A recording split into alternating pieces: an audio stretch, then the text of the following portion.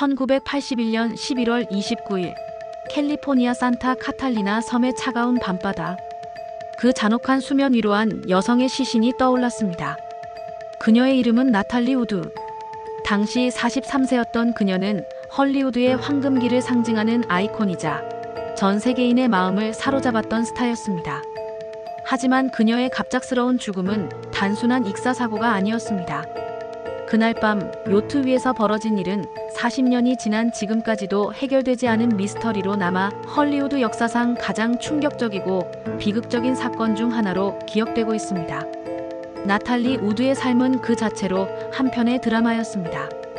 그녀는 러시아 이민자 가정에서 태어나 4살이라는 어린 나이에 연기를 시작했습니다. 1947년 크리스마스 고전 영화 34번가의 기적에서 순수한 소녀 수잔을 연기하며 일약 아역 스타로 발돋움했습니다. 이후 청소년기를 거쳐 성인 배우로 성장하면서 그녀의 연기 스펙트럼은 더욱 넓어졌습니다. 특히 1955년 제임스 딘과 함께 출연한 이유 없는 반항은 그녀를 10대의 아이콘으로 만들었고, 이 영화는 시대를 초월한 반항아적 이미지로 깊은 인상을 남겼습니다. 이어 1961년에는 레너드 번스타인의 브루의 명작을 영화화한 웨스트 사이드 스토리에서 마리아 역을 맡아 뮤지컬 영화의 새로운 지평을 열었습니다. 같은 해 출연한 엘리아 카잔 감독의 스플렌더 인 더 그라스에서는 섬세한 감정 연기로 평단의 극찬을 받으며 두 작품 모두 아카데미상 후보에 오르는 영예를 안았습니다. 이는 그녀가 단순히 외모만으로 주목받는 배우가 아니라 진정성 있는 연기로 인정받는 실력파 배우임을 입증하는 계기가 되었습니다. 그러나 이처럼 화려한 스포트라이트 뒤에서 그녀의 삶은 언제나 불안정하고 혼란스러웠습니다. 그녀는 어린 시절부터 영화계의 압박과 끊임없는 관심 속에서 사생활이 노출되는 것에 어려움을 겪었습니다. 스캔들이 끊이지 않았고 2번의 결혼과 이혼, 재결합이라는 복잡한 개인사는 늘 가십의 중심에 있었습니다. 특히 그녀의 첫 번째이자 마지막 남편이었던 배우 로버트 와그너와의 관계는 그녀의 삶에 가장 큰 영향을 미쳤습니다. 두 사람은 젊은 나이에 만나 결혼했지만 당시 헐리우드에 주목받는 젊은 스타 커플이었음에도 불구하고 그들의 관계는 항상 불안정했습니다. 질투, 불화, 갈등이 끊이지 않았고 결국 이혼으로 이어졌습니다. 하지만 운명의 장난처럼 몇 년 후 두 사람은 다시 만나 재결합이라는 파격적인 선택을 합니다. 이는 헐리우드 역사상 매우 이례적인 일이었고 많은 이들의 관심과 기대를 모았습니다. 그러나 재결합 후에도 그들의 관계는 순탄치 않았습니다. 깊은 애정만큼이나 잦은 다툼과 불화가 이어졌으며, 특히 로버트 와그너의 극심한 질투심은 주변인들 사이에서도 잘 알려진 사실이었습니다. 그리고 1981년 11월의 그 비극적인 요트 여행은 이들의 불안정한 관계에 종지부를 찍는 가장 어둡고 비극적인 그림자를 드리우게 됩니다. 사건이 발생한 그날 밤 요트 스플렌더호에는 4명의 인물이 타고 있었습니다. 요트의 주인이자 나탈리의 남편인 로버트 와그너, 나탈리와 영화 브레인스톰을 함께 촬영 중이던 동료 배우 크리스토퍼 월켄, 그리고 요트의 선장이었던 데니스 데번이 그들이었습니다. 표면적으로는 헐리우드 유명 인사들의 평화로운 주말 여행처럼 보였지만 배 안의 분위기는 저녁이 깊어갈수록 점차 불편하고 살벌해졌습니다. 목격자들의 증언에 따르면 로버트 와그너와 크리스토퍼 월켄은 저녁 식사 후 술을 마시며 언성이 높아지는 다툼을 벌였다고 합니다. 와그너는 월켄이 나탈리에게 너무 많은 관심을 보인다는 이유로 극심한 질투심을 드러냈고 감정적으로 격앙된 상태였다고 전해집니다.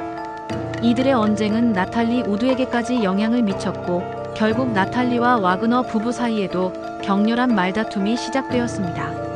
이는 단순한 부부싸움을 넘어 와그너의 질투심이 극에 달했음을 보여주는 대목이었습니다.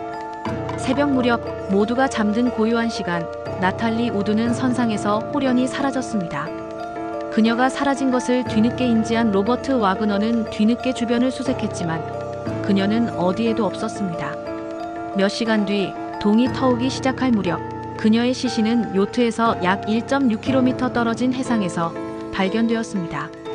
시신 근처에는 요트에서 이탈한 것으로 보이는 작은 고무보트 한 척도 좌초된 상태로 발견되었습니다.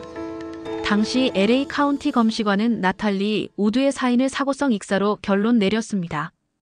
검시관은 그녀가 술에 취한 상태로 스스로 고무보트를 타려다가 실수로 물에 빠져 익사한 것으로 추정했습니다. 그러나 이 공식적인 결론에도 불구하고 사건에는 수많은 의문점과 미스터리가 가득했습니다. 가장 충격적인 부분은 부검 결과였습니다. 나탈리 우드의 몸에는 단순히 물에 빠지면서 생겼다고 보기 어려운 수많은 멍과 찰과상이 발견되었습니다. 특히 팔과 다리 그리고 얼굴에 남은 자국들은 마치 누군가와 몸싸움을 벌인 흔적처럼 보였고, 이는 단순한 실족사나 익사와는 거리가 멀었습니다. 또한 그녀의 혈중 알코올 농도는 0.14%로 상당히 높은 수치였습니다. 이는 만취 상태를 의미하며 여기에 진통제와 멀미약 성분까지 함께 검출되었습니다. 술과 약물의 조합은 그녀의 판단력과 신체 능력을 현저히 저하시켰을 것으로 추정됩니다. 더욱이 나탈리는 평소 극심한 수영 공포증과 물 공포증을 가지고 있었다고 알려져 있었습니다. 물을 두려워하고 수영을 전혀 할 줄 몰랐던 그녀가 만취 상태에서 왜, 그리고 무슨 이유로 한밤중에 홀로 고무보트를 타고 바다로 나갔을까요? 이 부분은 단순 사고사로 설명하기 어려운 가장 큰 의문으로 남았습니다. 또 다른 기묘한 증언도 있었습니다. 사건 당일 밤, 인근 다른 배에 타고 있던 목격자는 깊은 밤중에 여성의 목소리로 들려온 절박한 비명을 들었다고 진술했습니다. 도와달라는 외침이 어둠 속에서 울려 퍼졌지만 그 소리는 곧 거친 파도 소리에 묻혀 사라졌다는 겁니다. 이 증언은 나탈리가 단순히 물에 빠진 것이 아니라 외부의 위협에 직면했었을 가능성을 시사하며 사건의 미스터리를 더욱 증폭시켰습니다. 이렇게 수많은 의문점을 남긴 채 사건은 미궁에 빠지는 듯 했습니다. 하지만 2011년 이 사건은 다시 한번 세간의 주목을 받게 됩니다. 당시 요트 스플렌더의 선장이었던 데니스 데번이 30년간의 침묵을 깨고 충격적인 고백을 했기 때문입니다. 그는 언론과의 인터뷰에서 당시 수사 과정에서 로버트 와그너의 압력 때문에 거짓 진술을 할 수밖에 없었다고 주장했습니다. 데번 선장은 그날 밤 나탈리와 와그너가 격렬하게 다퉜고 와그너가 극심한 질투와 분노에 사로잡혀 있었다고 생생하게 증언했습니다. 그는 심지어 와그너가 나탈리를 향해 그녀를 그냥 두라, 교훈을 줘야 한다라는 섬뜩한 말을 내뱉는 것을 직접 들었다고 밝혔습니다. 선장의 양심 선언은 사건 재수사의 결정적인 계기가 되었습니다. 데번 선장의 새로운 증언과 기존 부검 자료에 대한 재검토를 통해 LA 보안관실은 2012년 나탈리 우드의 사망 원인을 기존의 사고성 익사에서 익사 및 기타 미확인 요인으로 공식 수정했습니다. 이는 단순히 물에 빠져 죽은 것이 아니라 설명되지 않는 복합적인 요인들이 작용했음을 인정한 것이었습니다. 이로써 사건은 다시 원점으로 돌아갔고 LA 보안관실은 100명이 넘는 관련 인물들을 다시 면담하는 등 전면적인 재수사에 착수했습니다. 하지만 재수사 과정에서도 로버트 와그너는 계속해서 경찰과의 면담을 거부했습니다. 그의 변호인은 와그너가 이미 과거 수사에 충분히 협조했으며 더 이상 제공할 정보가 없다는 입장을 고수했습니다. 그의 이러한 비협조적인 태도는 대중의 의혹을 더욱 증폭시키는 결과를 낳았습니다. 그리고 마침내 2018년 로스앤젤레스 경찰 수사팀은 로버트 와그너를 공식적으로 관심 인물로 지목한다고 발표했습니다.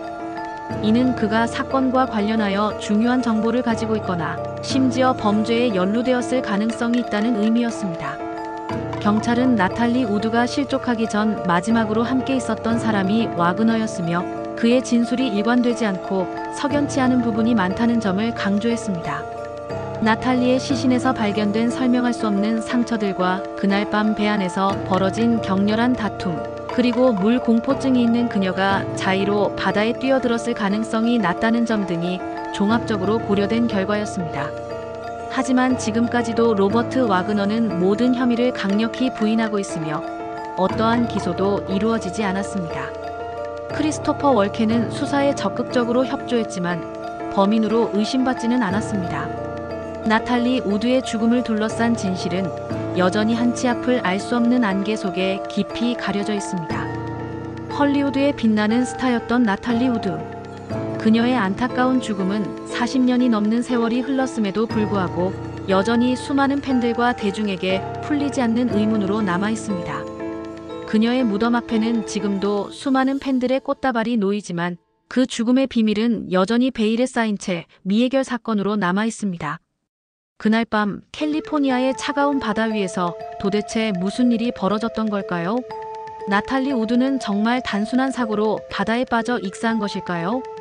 아니면 그날 밤 그녀의 죽음을 둘러싼 미스터리한 정황들처럼 누군가의 손에 의해 혹은 어떤 알 수 없는 힘에 의해 바다로 밀려난 비극적인 희생자였을까요? 이 사건을 지켜보는 여러분은 과연 어떻게 생각하십니까?